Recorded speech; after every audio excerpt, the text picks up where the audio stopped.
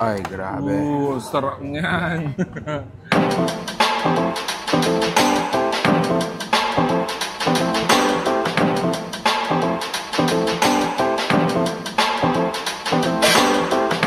Babo Kabalen, welcome to Warren, Pampanga. Guys, para sa video na to, nandito po tayo ngayon sa Angeles City and we were invited by Lolo Boy Bulalo and Ihaw Ihaw. Guys, this is the place. So I think ready na yung table natin. Earlier guys, nakita natin paano nila pin-prepare yung mga pagkain. So let's get inside. I'm gonna tour you to the place. I'm gonna show you guys kung ano mga sinaserve nila dito. And if you wanna know more about this, samahan nyo ako. Let's go!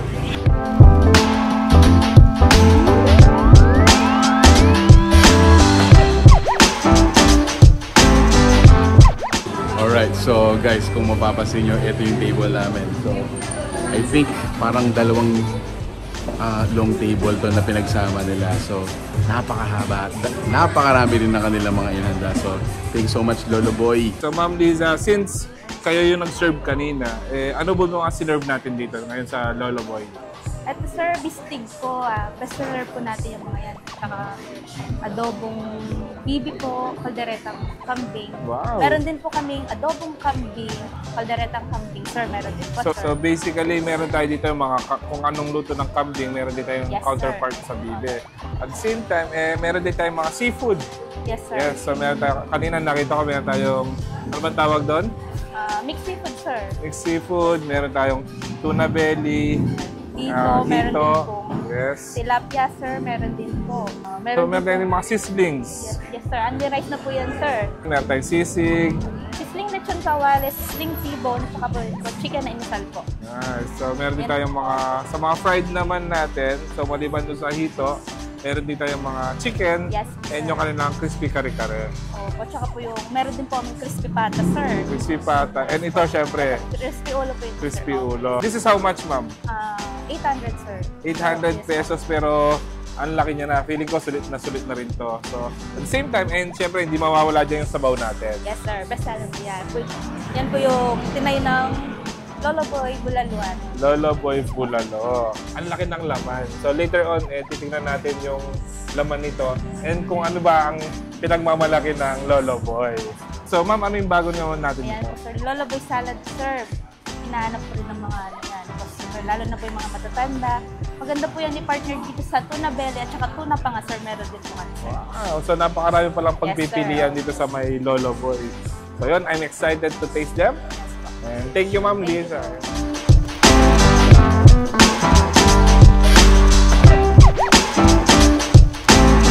Pansin nyo guys, yung mga pagdating ng mga tao dito, family, group, may konting inuman.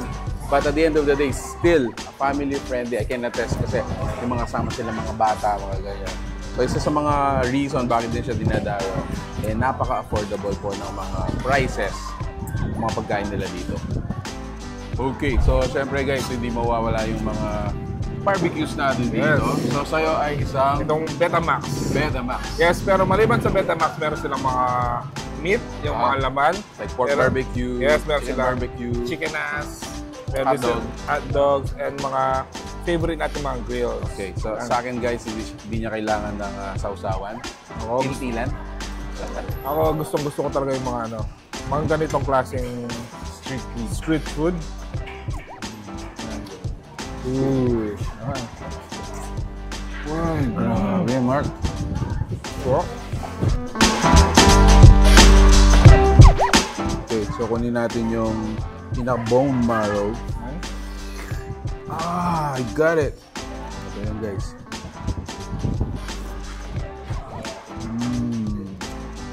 Wow, napaka-fresh. So take note guys, yung mga bone marrow natin dito, field supplies last lang tayo. Ay, grabe. Sarap niyan. Mark. Kaya ko yato.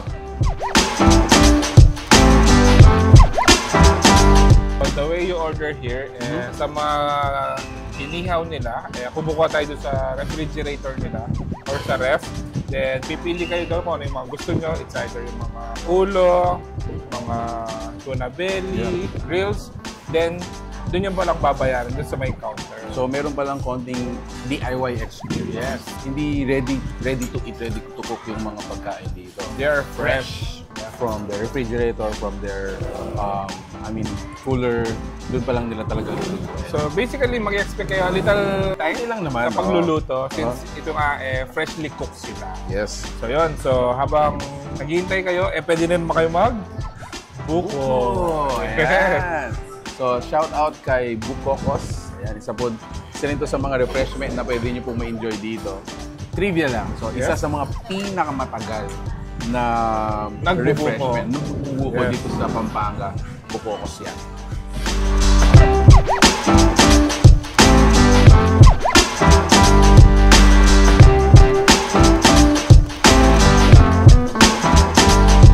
So, meron tayong crispy kare-kare.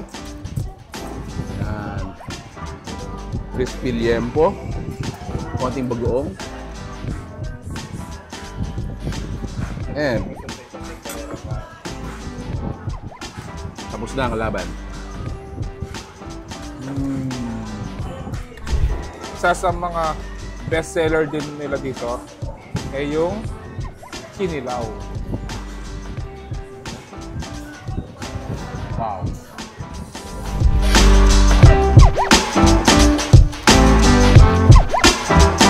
So yun guys, bilang panghuli, syempre sa sobrang dami ng mga sinerve nila sa atin, dapat tayo mag-dessert naman. Yes, ito yung kanilang pinagmamalaking halo-halo. Yes, take note guys, itong kalaking halo-halo na to ay 130 pesos lang. Kung kayo naman medyo mahina sa sweets, for only 65 pesos, Yes, pwede na kayong kumain ito. Additionally guys, you can enjoy yung kanilang mga leche flan at saka yung Buko pandan. buko pandan. Yes. Yun.